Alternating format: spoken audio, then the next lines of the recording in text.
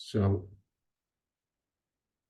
So, I think we should start, otherwise attendees might get bored. Hello, my name is Gerson Klumpp. I'm the program director of EFUL, Estonian and Finno-Ugric Languages. And with me is Virve Wichmann. hi. He's also teaching, and we are basically ready to answer all your questions.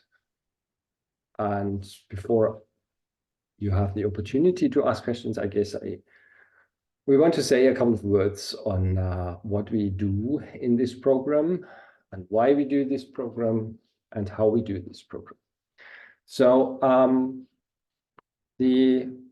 as you might, I don't know where you come from, where you are currently sitting, but once you are interested in the University of Tartu in Estonia, you may already know that Estonian is the national language of this country, and Estonian is a Finno-Ugric language, together with languages like Finnish and other so-called Finnic languages like Karelian, Livonian, Vepsian, Motic, and the other well-known Finno-Ugric language in Europe is Hungarian, sister language. And then there are a couple of languages more distantly related to Estonian, which are spoken on the territory of Russia in several,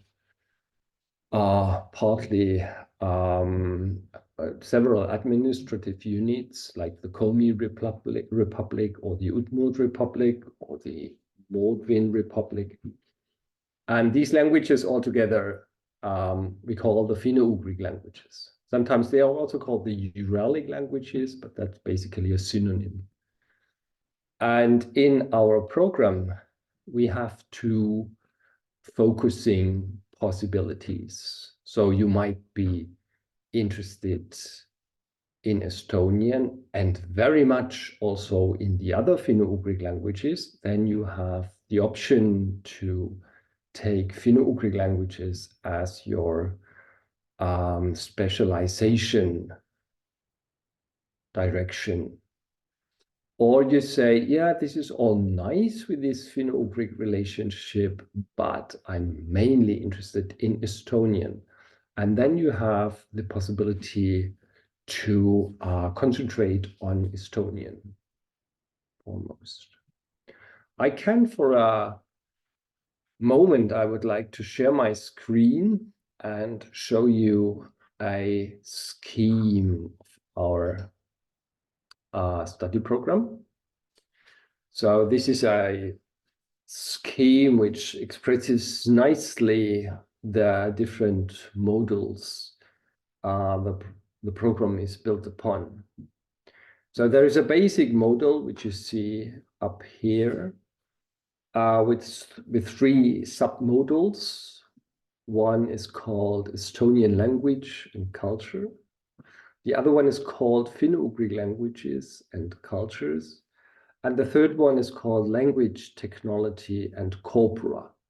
This is where the linguistics come in. So we have a strong focus on linguistics, and dealing with languages in contemporary linguistics involves the idea of language corpora and all kinds of technological keys to deal with language data. And we thought this is a good third post in this basic module. And then, as I said, you can specialize on Estonian or Finno-Ugric languages. And this is, of course, a bit unbalanced because Estonian is one language and Finno-Ugric languages are several languages. But you can, within this specialization, also decide whether you would like to put a focus on Hungarian, for example, or Komi, or more the general comparative linguistic approach, which involves several languages. And in addition to these modules, you have several models of a more general character. So there's a master's school of linguistics and translation studies, and several courses are offered within this framework. And it's recommended to take 9 to 15 ECTS points from this module.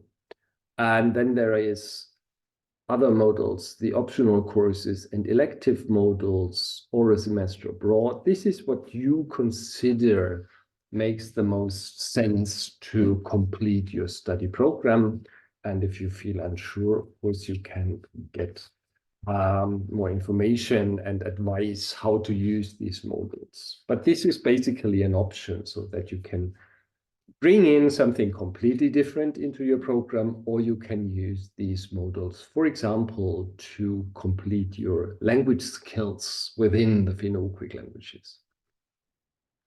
And finally, you are expected to write a master thesis or complete a master project, and all that together is the program. And I think this is enough for the moment, so I stop the sharing. Or do you have any questions? Please interrupt me at any time. I'll just add, sorry, I'll add one thought that I had while you were talking, which is that even in the Estonian and Finno-Ugric modules, there's a good amount of linguistics. So whatever, excuse me, whatever specialization you take in this curriculum, you're going to end up with both some language knowledge, depending on what your choices are, and also some good deal of in-depth knowledge of linguistics, both theory and method, and how to do comparative linguistics, how to do various other kinds of subdomains of linguistics, depending on what your interests are and what courses you end up taking. Mm-hmm. There are lots of choices that are a little bit more general. But yeah, I think you can stop sharing the. Okay, so I close that. Mm-hmm. And so it's a bit difficult for me. I don't know much about you and what your interests are, but I assume that you're interested in languages. And if I look at the names I see here, then I assume that you have that you might have already a knowledge about languages which includes other languages than Finno-Ugric languages or English. And maybe you are also already a bit more advanced concerning linguistics, that is the research on languages. And maybe we can say something about what we mean when we say linguistics here in our study program. So basically we are embedded in a big institute. This institute is called Institute of Estonian and General Linguistics. And besides the Estonian department, which actually consists of 2 departments, which is Estonian and Estonian dialects, history of Estonian, modern Estonian, but also the teaching of Estonian, so Estonian as a foreign language. And then we have a department of computer linguistics. We have a department of general linguistics, a department of Finno-Ugric studies, and a department of phonetics. And within these different departments, we have a lot of people working with completely different approaches on linguistics. In the Finno-Ugric department, this is where I am, we have on the one hand, practical interests in researching less researched languages. So most of the Finno-Ugric languages are quite small languages. For some of them, excellent grammars have been written, but some of them are still without a good international reference grammar. So there's some basic research concerning the grammar of these languages, like, for example, Permiak, or like, for example, Leps. And we are, of course, not the only ones in the world who do research in Finno-Ugric languages, but we have some focuses here. On the one hand, are these the closely related languages of Estonian, like Ingrian and Votic. Several people working on those languages here. And on the other hand, we have Komi in focus, and also some Samoyed languages. And so on the one hand, this practical interest also to assist in building dictionaries for these languages, but on the other hand, also some more advanced research on specific linguistic categories within these languages. So I have a research project currently on discourse particles, small little functional words, which are often very difficult to describe, discourse particles in minor Finno-Ugric languages. This is a research project with the idea to contribute to understand more of the grammar of those less well-described languages. And that's just one example. On the Estonian side, maybe I hand over the word to Virve. You can say something about the research on Estonian here in this. Yeah, sure. I'd be glad to, but I also wanted to say about Finno-Ugric, you mentioned, which is true, that we're not the only institution, of course, in the world who researches Finno-Ugric, but we are one of the one of the very top Finno-Ugric researching institutions. And Finno-Ugric is,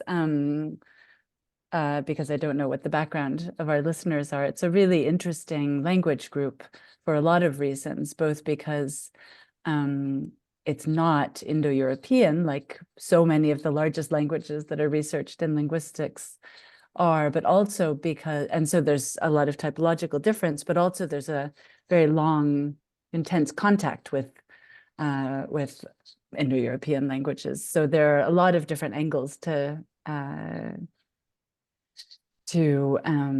learn about and to research. But the largest part of our institute is in Estonian teaching and research,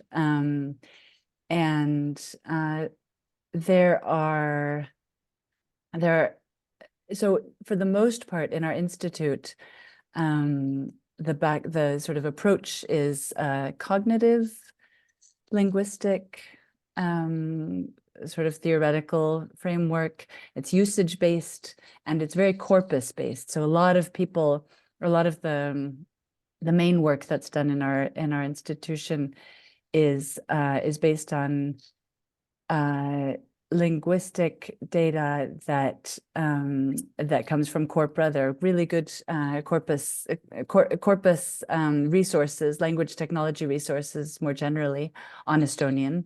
And in terms of what's available in English for international students, there's more and more now, especially with this program having been opened. But there's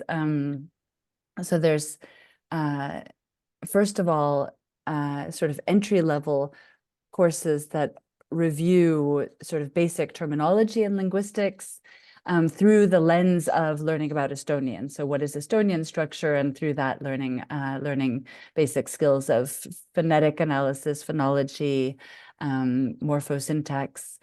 Then there are courses on diachronic linguistics, on language acquisition and bilingualism, on sociolinguistics, the work and then there's also, in addition to corpus-based linguistics, there's sort of a growing number of people here doing experimental linguistics as well.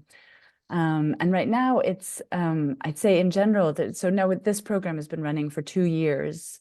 And so we have some experience with the group and with the offerings that we have.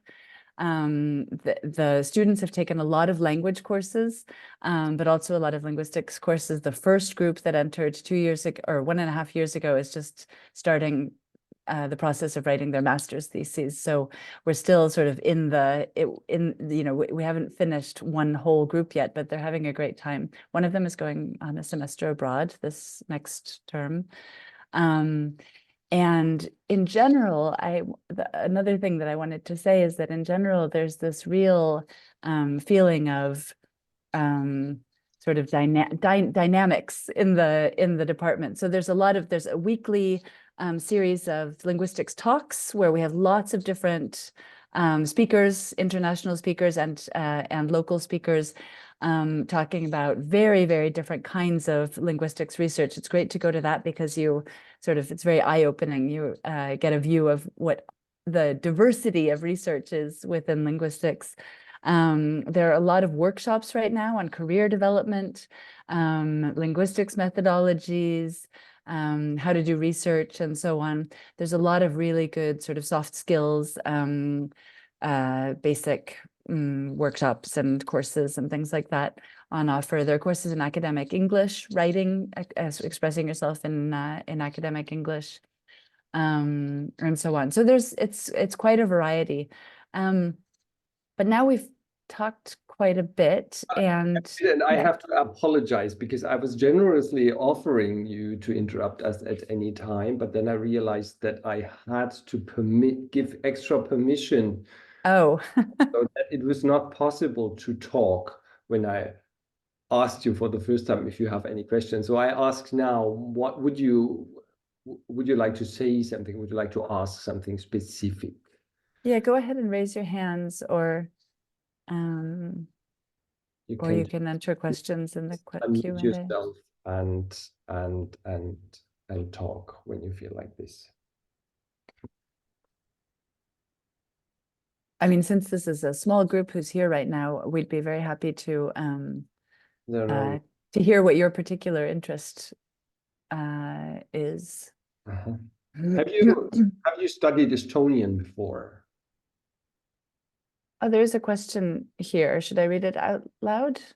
Oh, yeah. So Valeri, I don't know if I'm pronouncing your name right, is asking, do language technologies module include studies on machine translation that may be vital for language revival nowadays? And does the word corpora in this module mean that it includes field studies aimed at increasing available corpora for some minor Finno-Ugric languages like Votic or Vepsian, for example, as machines need bigger amount of data to learn?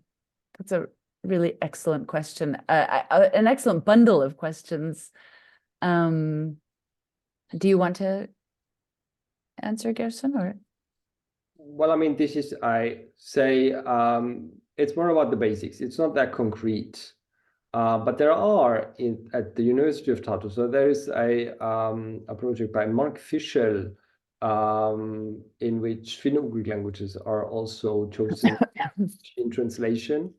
And there have been some cooperation. And basically, this is now, for example, if you would be specifically interested in that, that would be a good possibility for a master thesis, study. So I say,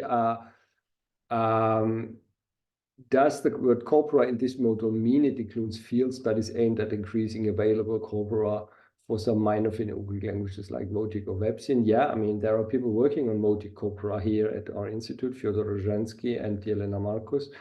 And Veps is less studied here, so that would be more colleagues in Finland who work on that. But we have cooperations with them, so that could be field studies is currently not something which I can promise because of the actual travel restrictions. And there are no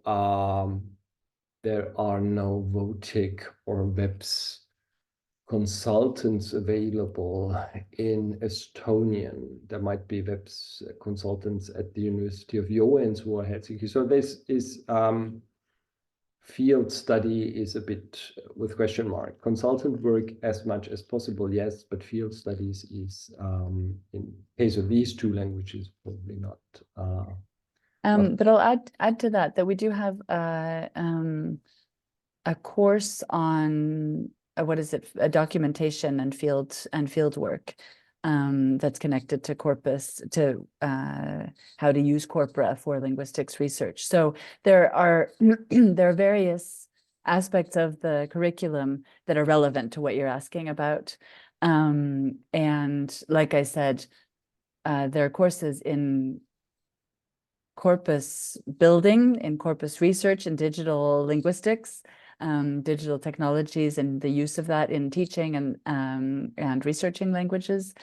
And so if that's what you're interested in, I think there's quite a lot of basic skills that you can get from here. And then it can also be, as Gerson was saying, there are possibilities of combining it, for instance, with other universities, partner universities, where field work, depending on what language you're interested in, field work could be combined with that. We also have, dialects within Estonia, if the interest isn't necessarily,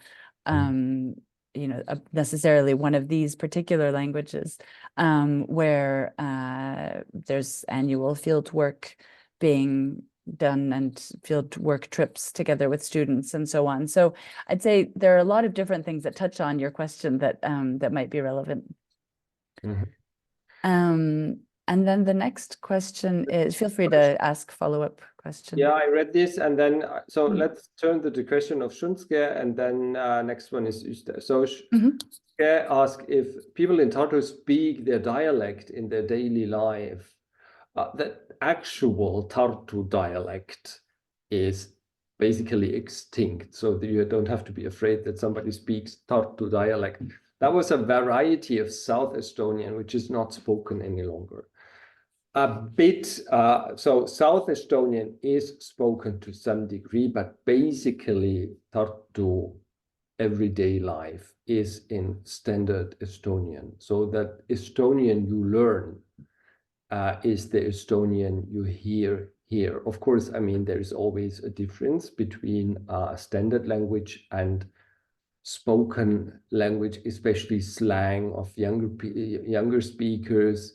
So there's always, how to say, a certain process of adaptation necessary. But it's not like, I would say, for example, if you go to Switzerland and you learn standard German, and then you go to Zurich and you don't have an idea what these people are speaking on the street. So this is not the case. The Estonian, which you hear in Tartu, is the Estonian, not much different from the Estonian in Tallinn. But on the other hand, there's quite a lively community of people who speak Southern Estonian, which isn't Tartu Estonian, but further south. And there are people who do research on it, people who teach it, and people who speak it very actively in their daily lives. So that's a much let's say, healthier dialect of Estonian that people. So on one hand, you don't have to be scared of learning Estonian than not being able to talk with people. But on the other hand, if you're looking for interesting, variation in dialects and so on, we actually have a bunch of people who are interested in that and who you can do, you can learn more about the way dialects work here in Tartu and through connections with the Võru Institute and so on. And there was a second question. Have you received students from Asian countries? Oh, yes, yeah. Of course. So we have students from Japan, even from Okinawa. We have students from China, mainland China. We have students from India. So this is not Far East Asian, but it's also Asian. Students from India. And well, I don't know. Kazakhstan, I guess, doesn't count as Asia, but qualify as Asian country. Yeah. But we do have. So we have currently we have among the EFL students who write their master thesis. There is a student from Japan, and in the next generation, there is a student from China. But we also have regular students who study in Estonian. So not in the English program, but in the Estonian program, we also have students from Asian countries. Yes. Yeah, because there's some programs where they've learned Estonian before coming here or come here in their earlier studies and improved their Estonian and then have attained such a good level of Estonian that they've matriculated into Estonian-based studies of linguistics and languages. Okay, and then I see a raised hand. Uste, please go ahead. Oh, hi, thank you. Sorry, I am driving currently, so I couldn't write. My question is, like for the ones who learned Estonian before applying like this master program, do we have any kind of like examination to see like which level they are in? And then, for example, like I studied in Tallinn University and I studied Estonian until like B.1 level. So, but like for, I don't know, for the last 3 years, I'm not speaking Estonian much. So I don't like, I'm basically start to like losing my Estonian skills. And like if I enroll the program and I don't want to start from like A1 again, but I am also not sure in which level I'm in currently. So do we have any kind of examination for that? We do not systematically test students who start. So this is basically because we are not, there are no restrictions, right? So you basically, you can start this program without any knowledge of Estonian. We don't. No, but you don't have to join the A-level courses. No, so what happens is no, what I would say is that your continuation with Estonian starts on the level you individually need. So of course, I mean, we cannot guarantee that there is exactly this course which takes you at the level you currently are, but the one which is closest to it, and you're completely free to choose. You don't have to do A1 or something like that. And if you're not sure what you can do and what not, then I think the best way would then be to start a course and see if it's too easy, then move up.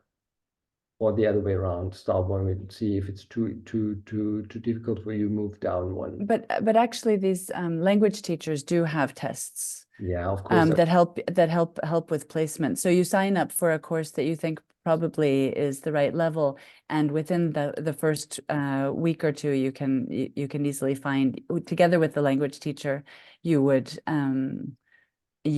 figure out what the appropriate level course is for you.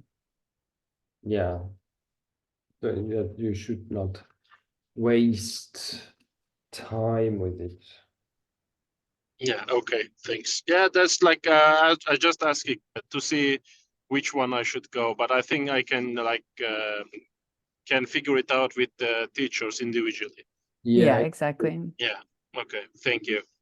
Sure.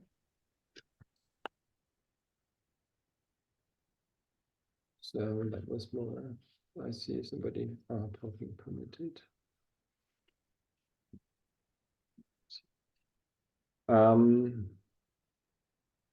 Yeah.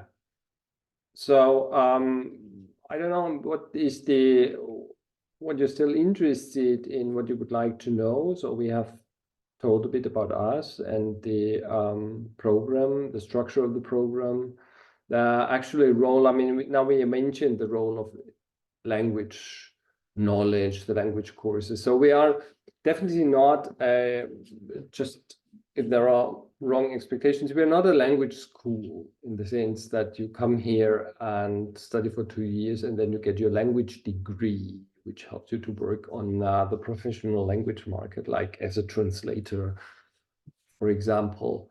This is not what you usually get at public universities. This is this demands a lot of individual language learning and language training, and then there is not enough time for the say more scientific approach to language, in linguistics, which is an important part of that program.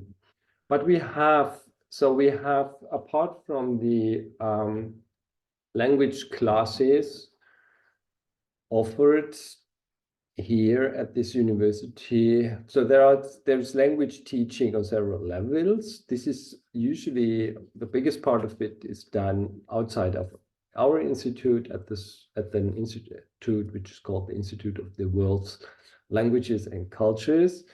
And these courses in Estonian, these Estonian courses, they are directed to people who come here, for example, to the university as students, as guest students, or who work at this university and coming from abroad to increase their language skills. But we have also a course here in our institute, which is specifically devoted to the needs of our English program, to the students in our English program. And we are currently starting this semester for the first time, and we don't know exactly how well it is functioning, but there is the idea that those who study Estonian and maybe on different levels, and with this idea that the Estonian linguistics plays an important role in your studies, that there might be the need for a special course. So there is, say, language learning support from several sides. If you're interested in the Finno-Ugric languages, then we have lecturer-based, native language, lecturer-based language learning for Finnish, for Hungarian. We have a Komi-native speaker who teaches the Komi classes, and the, say, other classes like Udmurt, Mari, they are not that regular. So that might be for one semester or two, somebody who is currently here teaching. We had an ERSA course 2 semesters ago by a native speaker teacher. And in addition to these classes, we have also so-called structural courses in which you get acquainted with the structure of a language and the research existing for this language, cultural background of the speakers, and but these are not meant to be languages with the goal of actively speaking it. But this holds more for the bigger languages like Finnish and Hungarian. And we also have, so for the Finno-Ugric direction, one more thing, we have usually a program, a cooperation program with other Finno-Ugric departments all over Europe. And there's a winter school, regularly organized winter school of Finno-Ugric studies. This is now in the beginning of February. We are all meeting again in Sweden, in Uppsala, at the University of Uppsala. And in these winter schools, we also have usually language classes, languages which are less taught and which help to complete your interest and your possible needs in Finno-Ugric studies. And of course, with Estonian, there are also summer courses here. And I don't know, I mean, maybe you all know basically already Estonian with B1 and are experienced learners, or is there somebody who has no previous knowledge in Estonian at all? Even that would be a possible starting condition. So we do not require Estonian previous knowledge in Estonian. You can start with 0. And that, of course, means that within these 2 years, you will probably not get to the C level. Maybe B1, B2 would be realistic. And maybe another question? So one person joined after earlier. Is there once more? Please go ahead. Hi. Yeah. Mhm. Can I also ask about this, like master, like we can choose from like master thesis or master project, right? Yes. So like thesis is like the normal thesis, but what about the master's project? Like what do you wait from them? Like, what's your expectations? This is the question I was most afraid of,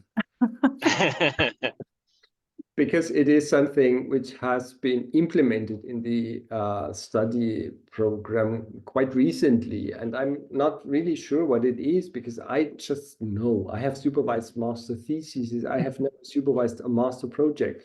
Virve, do you know one? Yeah, in this program, we only have people writing theses right now.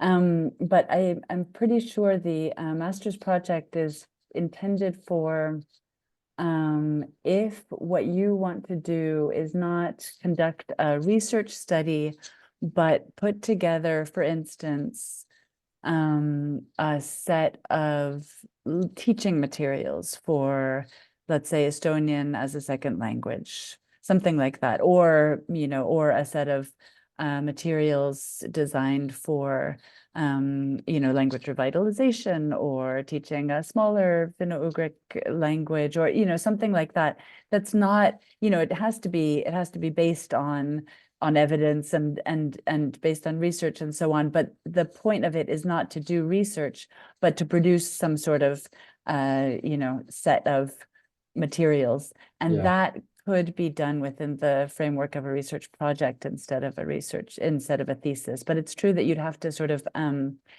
a justification for why you want to do a project instead, and find somebody who is an appropriate supervisor. But that option is available anyway.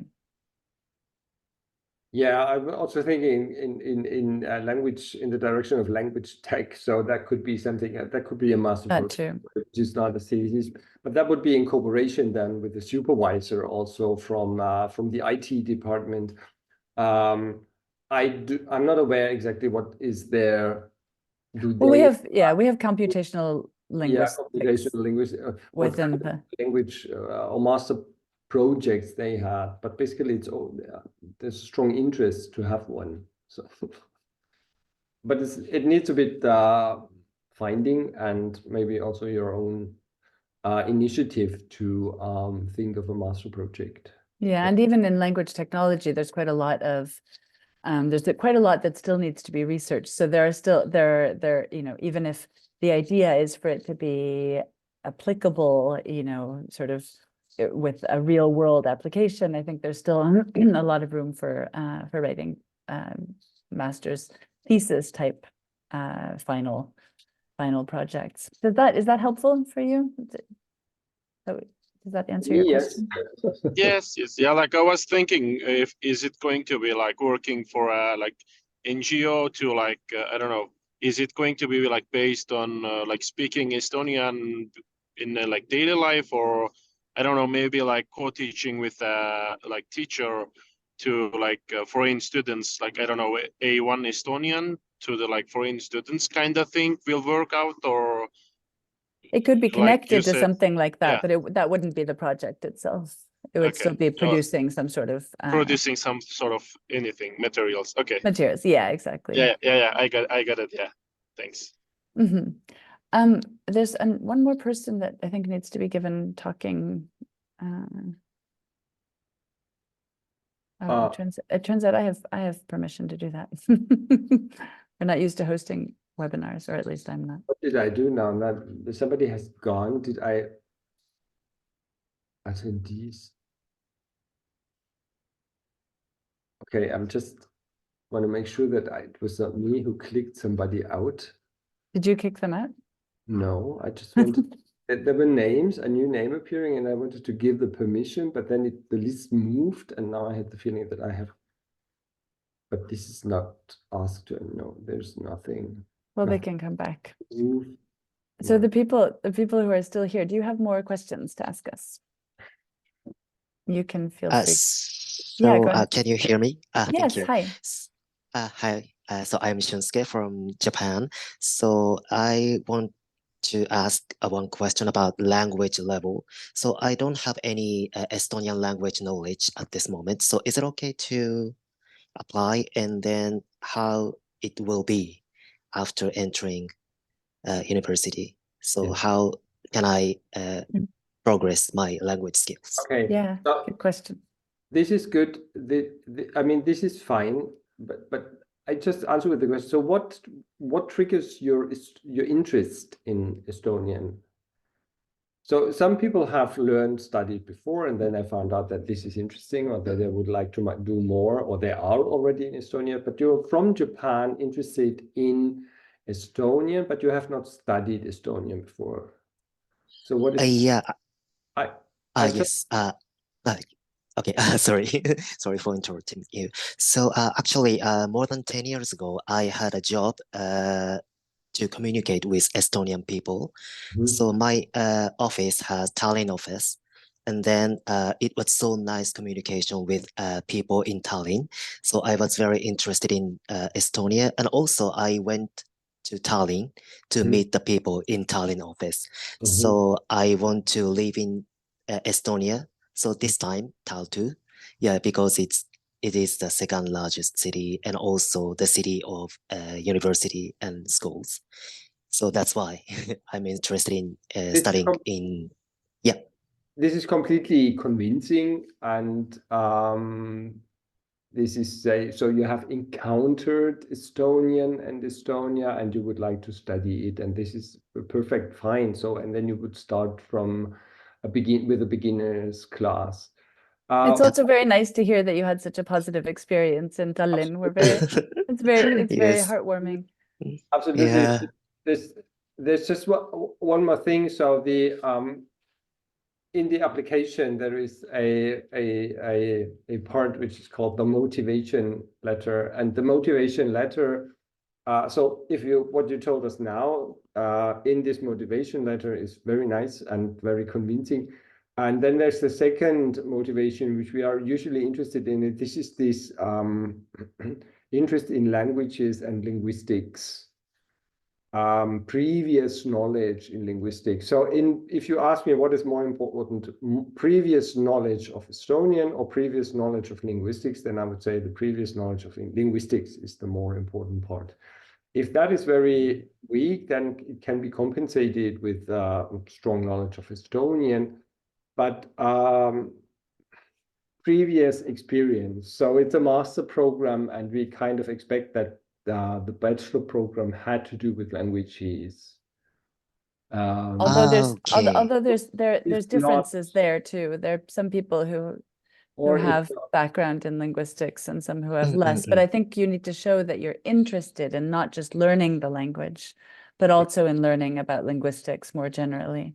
Yeah, also interested in theoretical approaches to languages. So if this is not clearly shown by a BA in linguistics, for example, this is something which the motivation letter, which makes the motivation letter so interesting. There you can explain that despite you have a BA in, I don't know, engineering or whatever. Actually, I have a BA about so my major in my university was Danish and Danish culture and language. Danish.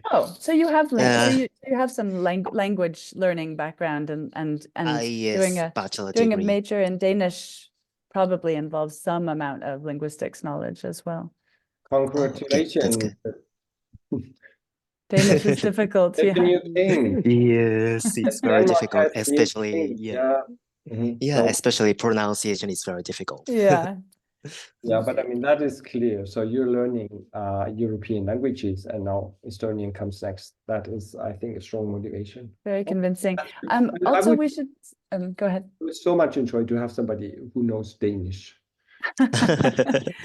Also, we should say that in the first year that this program was launched 2 years ago, we had somebody who came in a similar way, came from Japan, as we already mentioned, but he also didn't have any previous knowledge of Estonian, but was just very interested in Estonian, and he's been studying, in Estonian language classes, and I'd say his knowledge now is fairly good.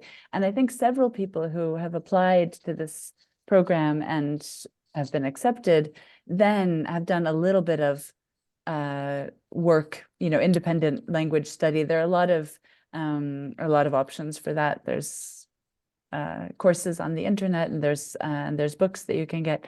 And so, there is the possibility of working on it a little bit before you come to Estonia, to have a little bit of a, leg up. Mm-hmm. Okay, thank you very much. That's good to hear. Mm-hmm. All right. Fine. And what about the others? Do you, if you want to share, you don't have to, but if you want to talk about your motivation and your experience with Estonian, either Estonian or other Finno-Ugric languages or linguistics, we'd be glad to hear about it, and glad to give you tips like just now about what sorts of things we'd like to see in your motivation letter and your applications. Mm. Or you can ask us other questions. Yeah. So,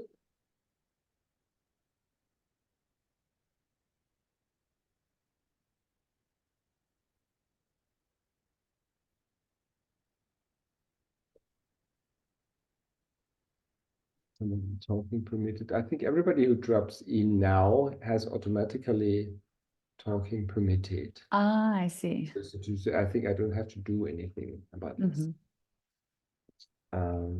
Yeah, so I mean, we can say something about the where our students come from so far in the Estonian, in the English program. So it's we have students from the United States. We have students, as I said, from Japan, from China, from India. We have students who from Kazakhstan, Poland, and Ukraine. And then there was also with different, so they came for different reasons. One, for example, has participated as an external student in these Finno-Ugric winter schools for some years, and then wanted to study the subject. We have students who did some other program at Tallinn University, or Taltech even, Tallinn Technical University, and then by studying in Estonia, they became interested in Estonian and the Estonian language. I would say these are the two. Yeah, and we can also say, like Gerson mentioned earlier, we have students also. I mean, it's not just our international program that is international, but we also have in the programs that are taught in Estonian, there's also a increasingly international group. So people who've learned Estonian, who aren't from here, but who've learned Estonian previously, and who then joined the Estonian language programs. So there are people there also from China, from Japan, from Germany, from the Netherlands, and probably others as well. So so yeah, the institute is, of course, focused primarily on Estonian language research and teaching in Estonian language and linguistics, and then also Finno-Ugric languages. But that doesn't mean that it's only Estonians or either teaching here or studying here, which is really nice.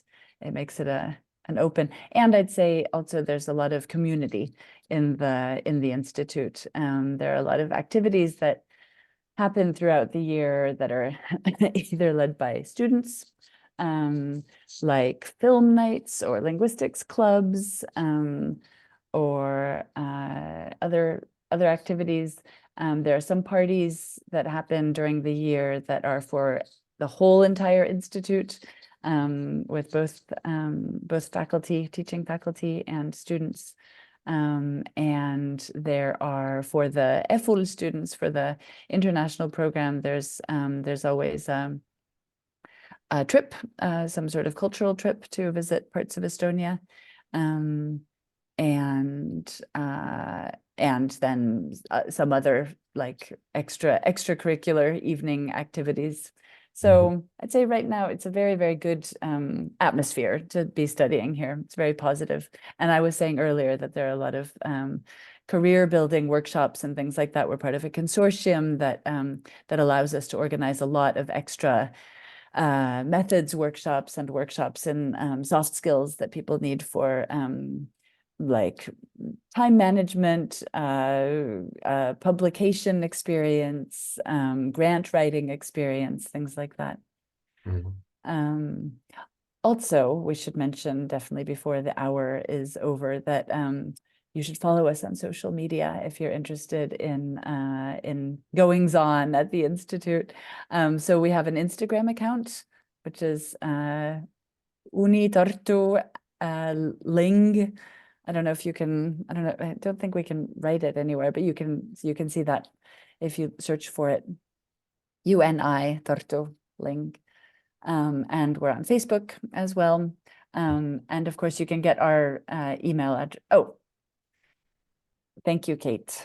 She wrote the Instagram account. So follow us there because there you can see a lot of fun facts about Estonian and related languages and fun events that are going on, interesting events that are going on, as well as information about applying for the program. And then I want to say one more word on the institute and in this university. So there are this is a full-fledged university with lots of different faculties and institutes, and which are very connecting to our own institute. So we have an Institute of Ethnography and Folklore Studies, which is close by. We have, which I already mentioned, the IT Institute with several people working on language technology. And this all is in an old, well, considerably old traditional university in a small university town, which is still the second biggest town in Estonia and does not feel like a provincial town. So it's the brain of Estonia, as they used to say. And this year, it's the European Capital of Culture, 2024, which is means that there's going to be a lot going on in Tartu this year. It's a very, very nice place to live. It feels safe.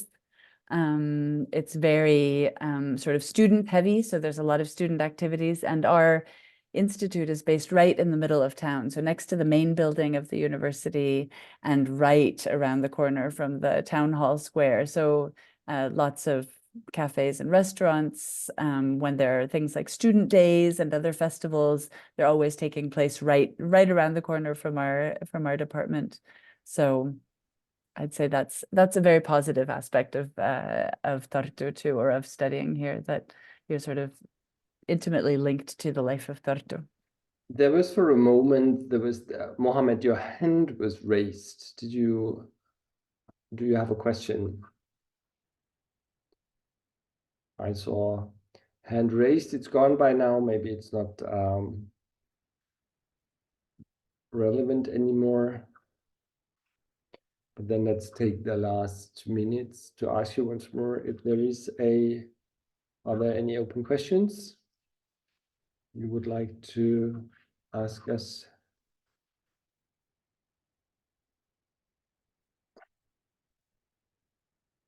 You might have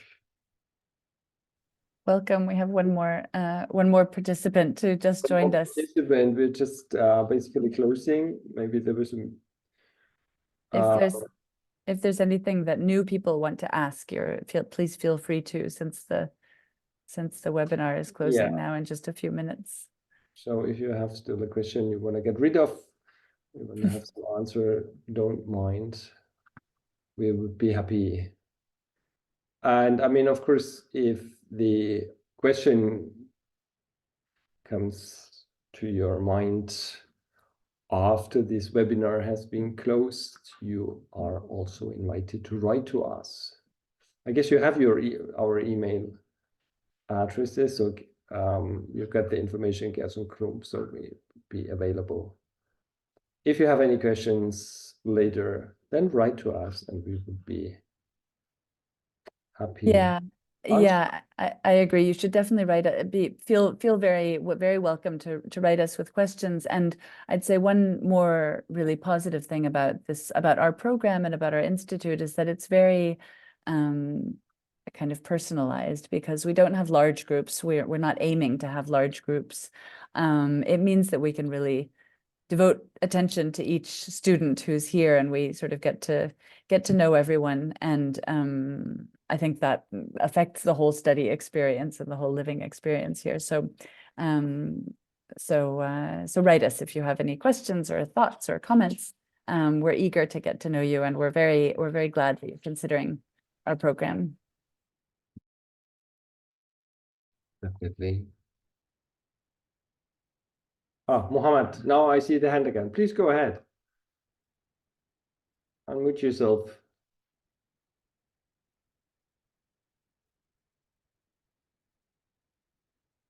We can't hear you in case you're talking. I just see a raised hand, and you have permission to talk. Hello? Yeah, now I hear you. Thank you so much for giving the opportunity to discuss the PhD or master degree opportunity at Tartu University. I'm working as an assistant professor at Kabul University in the field of technology for the past couple of 10 years. I have completed my master degree in Japan in information system and ICT 4D, information and communication technology for development. So when the new government came to Afghanistan and the previous government collapsed, so now I'm entrusted to work in the field of education and technology, but I will focus on generative AI, but how to bring AI to education and contribute to the society, women and girls. So last year I also applied for the PhD position at Tartu University, but unfortunately I received a negative feedback. But I don't know. I understand that I have. Which doctoral program you applied? I think that was like computer science and in mathematics, something like that. But in 2020, I think I was selected as a reserve student. I was in the waiting list. So to be honest, I visited Estonia 2 times, and I visited the e-government e-governance academy with Mr. Arwo, and also Tallinn University. So I'm interested in to complete my PhD at Tartu University or Tallinn University, and draw on Estonian experiences. Okay, but this is, I mean, so if you're interested in a PhD program, do you mean that you would go into the English master program, Estonian and Finno-Ugric Languages, in order to improve your chances to get into a PhD program, or how should I understand? Because I mean, this is not about PhD programs today. This is exclusively about the Master of Estonian and Finno-Ugric Languages, what we are currently. Yeah, thank you. I'm okay with both options. So if there is no PhD option, I will go for the second master degree. So then we'll go forward with the PhD in the future. And also, I have an offer from Tallinn University for the PhD, but they are asking for the payment. That's not a scholarship. So I don't know. I'm stuck with my decision. What should I do? I should accept the offer, or just I have a 1 month. I have to take decision. So these are my comments, but let's see what will happen, and your comments and feedbacks will be valuable for us. Thank you. Yes, I mean that's it's I don't see a full match with that program which we have. So basically, you have been if you apply and in your motivation letter it becomes clear that why you would like to study Estonian and why this say Estonian is necessary and why your linguistic skill, why you would be interested to acquire linguistic skills in order to work with artificial intelligence, what you have mentioned, then I say that that could be a good way for you to do a second master here in Estonia for 2 years, and maybe take this as the starting point to get into a PhD. On the other hand, if you have already a started PhD project and you want to finish this, then I'm not sure if we can be helpful in that, especially if you have applied in IT sciences or mathematics, and not linguistics. So that is, I do not feel competent to give any advice here. Thank you, Professor. I didn't start any project or my journey in the PhD, so just I'm trying to find a possible solution. But as I mentioned, I'm okay with both options. I could start with my master degree also, the second master degree, to move forward. So if there is any chances, opportunities, and then I can work on proposal or documents or any prerequisite approaches, I can work on that and can move forward. Okay. But you won't have a response from us until when, Gerson? Would it be May? May? When do our decisions get made for this program? So application deadline is the middle of usually, March. I mean, we get the first selection, or we get a list of applicants who we are allowed to invite for an interview, an online interview. We get this list usually in the very beginning of April, and then we try to manage this to do this within 2 weeks. And then there should be by the end of April is then the decision by the international office. The international office checks all the documents. So we had applicants we would really like to have, but then it was impossible to take them because some formal reasons were an obstacle. Some degree, they had not a degree which was necessary, some intermediate degree or something like that. So there's a lot of check work done by the international office, but usually by the end of April, the decision is made. And okay. Well, I think Okay, thank you. Thank you so much. Thank you so much for the information. welcome to, and thank you to everybody for your interest. And if there are no more questions, then I would say I close this webinar for today. And please get in Thank you. contact in case you Thank have. you from me too. It was Thank you. it was Thank nice to you. hear from all of you. Thank you. Have a good time. And Thank good you. luck Bye-bye. with your applications. Bye-bye. Bye. Thank you very much. Bye bye.